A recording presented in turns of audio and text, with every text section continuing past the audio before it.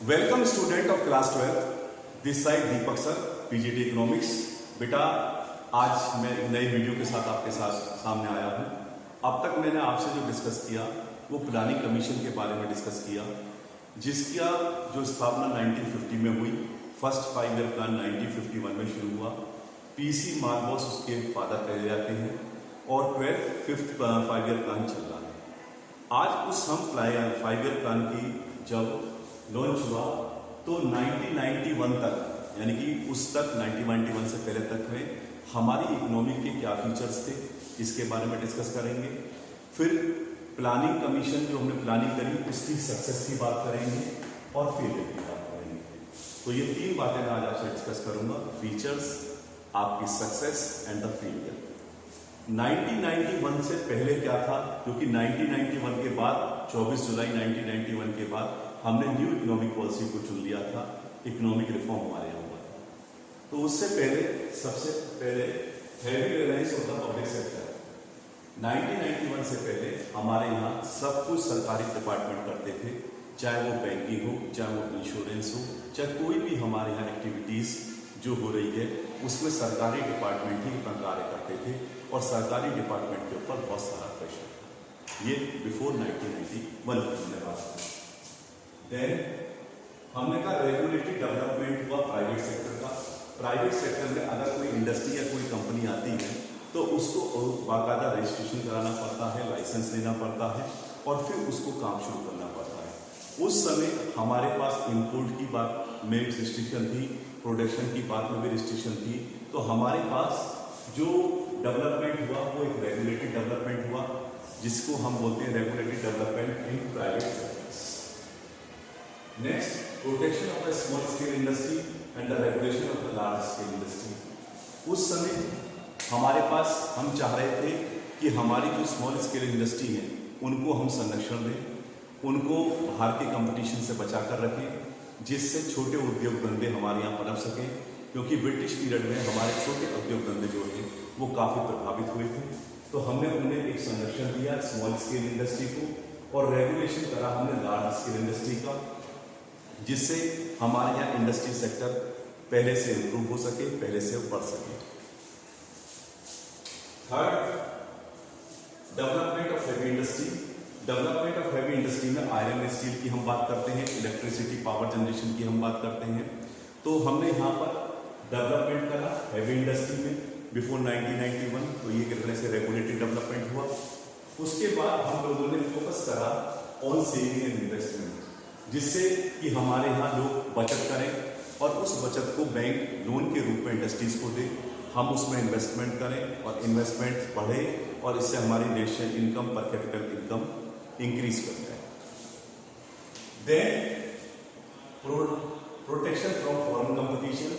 देखो भैया, उस समय फॉरेन कंपटीशन से हमें अपने उद्योग धंधों को बचाना था, क्योंकि फॉरेन कंपटीशन के सामने हमारे जो प्रोडक्ट्स हैं वो महंगे भी थे और उनकी क्वालिटी इतनी अच्छी नहीं थी। लेकिन अपनी इंडस्ट्री को डेवलप करने के लिए मैंने उनको प्रोटेक्शन कर रखा था। उनका मुकाबला मैंने नहीं कराया फॉरेन कंपटीशन से, क्योंकि जब ब्रिटिश पीरियड में हम लोग हाथ के बने हुए कपड़े का मुकाबला मशीन मेड गुड्स से था, क्योंकि हाथ के कपड़े की जो फिनिशिंग है और मशीन के कपड़े की जो फिनिशिंग है उसमें काफ़ी कुछ डिफरेंस है। तो मैंने यहाँ पर प्रोटेक्शन करा फ्रॉम फॉरेन कंपटीशन से। नेक्स्ट, हम लोगों ने इंपोर्ट सब्स्टिट्यूशन की बात करी, फोकस इंपोर्ट सब्स्टिट्यूशन में हमने कहा, जैसे आज के डेट में हम लोग कहते हैं कि प्रधानमंत्री नरेंद्र मोदी कह रहे हैं कि आप लोग बैटरी वाले वाहन चलाइए, क्योंकि वो चाहते हैं कि जिस पैसे से, जिस डॉलर से हम लोग कच्चे तेल को परचेज कर रहे हैं उस पैसे को हम विकास कार्य में लगा सकें और पेट्रोल डीजल के विकल्प को हम बैटरी वाहन से यूज कर सकें। देन रेस्ट्रिक्शन लगाई फॉरेन कैपिटल पे। रेस्ट्रिक्शन कि फॉरेन कैपिटल पे हमारे यहाँ रोक थी कि एक सर्टेन अमाउंट से ज़्यादा कोई भी विदेशी हमारे यहाँ पैसा नहीं लगा सकता था, क्योंकि हम लोग डरे हुए थे। बिकॉज ईस्ट इंडिया कंपनी ने हमारे यहाँ 200 साल राज करा। 200 साल राज करने के पीछे हमारे आर्थिक रूप से हम पीछे हो गए, पॉलिटिकल रूप से हम पीछे हो गए, सामाजिक रूप से पीछे हो गए। तो हम लोग डरे हुए थे, इसीलिए हमने फॉरेन कैपिटल को अपने यहाँ नहीं बढ़ाया। नेक्स्ट, अब हम बात करेंगे सक्सेस ऑफ प्लानिंग की। प्लानिंग की सफलता की हम बात करेंगे, क्योंकि जब हमने प्लानिंग करी तो उसकी हमें सफलता भी मिली, कुछ असफलता मिली। सफलता और असफलता एक सिक्के के दो पहलू हैं। अगर हम 10 में से 6 जगह सफल हैं, 4 जगह सफल हैं, तो इसका मतलब ये नहीं कि हम असफल हो गए, हमने सफलता भी प्राप्त करी।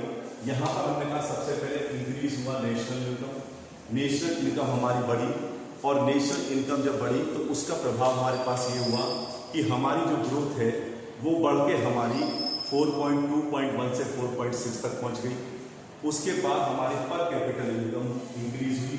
इंक्रीज इन पर कैपिटल इनकम। पर कैपिटल इनकम में हमारे पास जो पहले थी वो आपका फर्स्ट प्लान में 2.7 थी, लेकिन 12th प्लान पे वो बढ़कर 5.3% हो गई। तो आप ये देखिए 2.7 से 5.3 तक पहुंचे, तो पर कैपिटल इंक्रीज हमने कितना करा।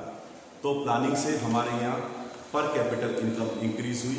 उसके बाद हम लोगों ने राइज करा सेविंग और इन्वेस्टमेंट में, बचत को बढ़ाया और उस पैसे को हमने इन्वेस्टमेंट में लगाया, तो उससे हमारे प्रभाव नेशनल इनकम कई गुना ज़्यादा बढ़ी। Next, institution and technical change करें एग्रीकल्चर में। तो यहाँ पर बेटा मैं आपको याद दिलाना चाहूँगा ग्रीन रेवोल्यूशन की, क्योंकि हमने एग्रीकल्चर में जो है ट्रैक्टर, इरिगेशन फैसिलिटी, अच्छी क्वालिटी HIV सीड्स, केमिकल का यूज़ करा, जिससे प्रोडक्शन वहाँ पर बहुत बढ़ गया। जैसे मान लीजिए एक खेत से पहले एक हेक्टेयर खेत की हम जो बात करें तो एक कुंटल अनाज मिलता था, आज वो बढ़कर फॉर एग्जांपल 10 हो गया, तो 10 गुना ज़्यादा उसी खेत से हम अनाज प्राप्त करने लगे। बाय द आप new technology and the scientific management को यूज़ करके, तो हमारे पास जो है खाद्य पदार्थ की बढ़ोतरी हुई। उसके बाद हम लोगों ने ग्रोथ करा, डाइवर्सिफिकेशन करा इंडस्ट्री में भी हम लोगों ने ग्रोथ करी और उसको डाइवर्सिफाई करा, अलग अलग तरह से हमने उसको बढ़ाया। फिर हम लोगों ने जो बात करी इकोनॉमिक इंफ्रास्ट्रक्चर की बात करी। देखिए 2 तरह के इंफ्रास्ट्रक्चर की हम लोग बात करते हैं। इकोनॉमिक इंफ्रास्ट्रक्चर की हम जो बात कर रहे हैं तो हमारे यहाँ रेलवे है, सड़क है, ब्रिज हैं, इलेक्ट्रिसिटी है, वाटर है, ब्रिजेस हैं, इन सब की हमने इंक्रीज करा, इन फैसिलिटी को बढ़ाया। तो इकोनॉमिक इंफ्रास्ट्रक्चर प्लानिंग कमीशन के अंदर बढ़ा। उसके बाद हम लोगों ने सोशल इंफ्रास्ट्रक्चर की बात करी। सोशल इंफ्रास्ट्रक्चर के अंदर हमारे यहाँ एजुकेशन और मेडिकल फैसिलिटीज़ आती हैं, तो हमने school, college, university, dream university को बढ़ाया। हमने मेडिकल सुविधाओं को इंक्रीज करा। गांव में हमने डिस्पेंसरी खोली, डिस्ट्रिक्ट में हमने हॉस्पिटल खोले, बड़े शहरों में हमने सुपर स्पेशलिस्ट अस्पताल खोले, जिससे लोगों को ट्रीटमेंट मिल सके, जिससे लोगों की जान बच सके। उसके बाद हम लोगों ने रोजगार बढ़ाया, एम्प्लॉयमेंट बढ़ाया। एम्प्लॉयमेंट जब इंडस्ट्रीज बढ़ी तो एम्प्लॉयमेंट भी बढ़ा, और एम्प्लॉयमेंट बढ़ने से लोगों को काम मिला, तो उससे अल्टीमेटली हमारी GDP इंक्रीज हुई। देन हम लोगों ने इंटरनेशनल ट्रेड को बढ़ाया, एक्सपोर्ट और इम्पोर्ट को बढ़ाया, जिससे हमें विदेशी पूंजी की प्राप्ति हुई, जिससे हम और चीज़ सामान परचेज और खरीद सकते हैं। ये जो सारी बातें हुई हमारे यहाँ सक्सेस की बातें हुई। अब जो बातें हुई है फेलियर की मैं बात करता हूँ। एब्जेक्ट पॉवर्टी का मतलब है कि पॉवर्टी प्लानिंग कमीशन के बाद, प्लानिंग के बाद भी खत्म नहीं हुई। अब भी 21.9 यानी कि 21.9 अभी लोग भी गरीबी की रेखा के नीचे रहते हैं। उसके बाद हमने कहा हाई रेट ऑफ इन्फ्लेशन, अभी भी इंडिया में वस्तुओं के दाम ज़्यादा हैं। आप कंपैरिजन करिए, चाइनीज प्रोडक्ट सस्ते हैं और इंडियन प्रोडक्ट्स महंगे हैं। अनएम्प्लॉयमेंट क्राइसिस, आज भी बेरोजगारी खत्म नहीं हुई है। उस समय जब प्लानिंग कमीशन की बात भी जब हम कर रहे थे तो बेरोजगारी पूरी तरह से खत्म नहीं हुई, अभी बनी रही। इनएडिक्वेट इंफ्रास्ट्रक्चर और इंफ्रास्ट्रक्चर की कमी रही। हमने जितना सुधार करा लेकिन वो पर्याप्त नहीं था। स्पीड डिस्ट्रीब्यूशन का मतलब है कि हमारे पास जो सोशल सामाजिक पिछड़े हुए लोग हैं उनको हमने क्रीम लेयर में या मेन लेयर में लाने के लिए आरक्षण दिया, लेकिन उससे उनको पर्याप्त उनका भला नहीं हुआ। तो ये सब 5 फेलियर्स की हमने बात करी। मैं आपको रिवाइज करा दूं कि आज हम लोगों ने फीचर्स की बात करी। क्लास में heavy Reliance from public sector था, रेगुलेटरी डेवलपमेंट का प्राइवेट सेक्टर का, प्रोटेक्शन करा स्मॉल स्केल इंडस्ट्री का, रेगुलेशन करा लार्ज स्केल इंडस्ट्री का, डेवलपमेंट करा हैवी इंडस्ट्री का, फोकस करा सेविंग और इन्वेस्टमेंट का, प्रोटेक्शन करा फ्रॉम फॉरेन कंपटीशन से, फोकस करा हमने इम्पोर्ट सब्स्टिट्यूशन से, रेस्ट्रिक्शन करा फ्रॉम फॉरेन कैपिटल। उसके बाद हम लोगों ने सफलता की बात करी।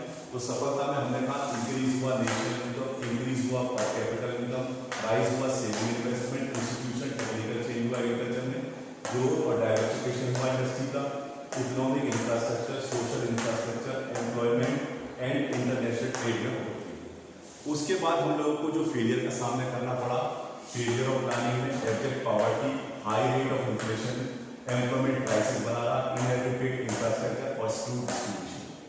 तो बेटा हम लोगों ने ये समझा कि 1991 से पहले हमारे पास फीचर्स क्या थे, हमने प्लानिंग कमीशन को यूज़ किया, उसकी सफलता को समझा, उसकी असफलता को समझा, लेकिन लास्ट में मैं यही कहना चाहूँगा कि सफलता ज़्यादा थी, असफलता कम थी।